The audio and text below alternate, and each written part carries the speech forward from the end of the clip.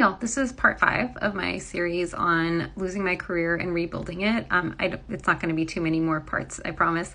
But I just wanted to start this one with a quote from Brené Brown. And you don't have to like her to appreciate this quote.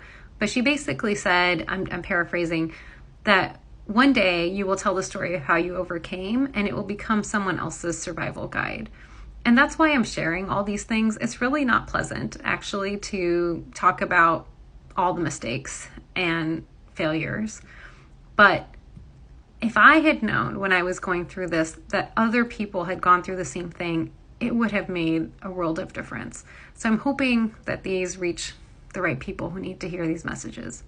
I've already shared this chart before, but basically time is on the horizontal and happiness is on the vertical. And we've already talked about how I got to this lowest point. So what I want to talk about today is the decision making that got me out of there. So I talked to a lot of people in different industries, people who had been my mentors, people who were surgeons, people who were not surgeons, trying to figure out what I could do next. And I will tell you that resoundingly, everyone wanted me to take a job in surgery, any job in surgery. One person even suggested I move to Idaho, surgery at the cost of everything else. And these are well-intentioned people, and they were giving the best advice they knew to give.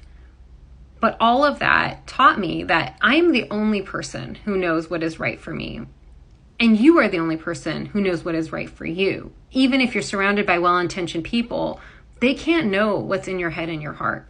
So I applied for all sorts of jobs in different industries, in different roles, and was really just exploring everything. And just as things were starting to look up, the pandemic hit.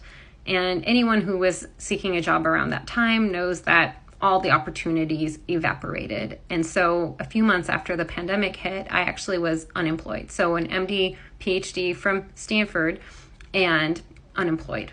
So stay tuned for the next part on how I got out of that.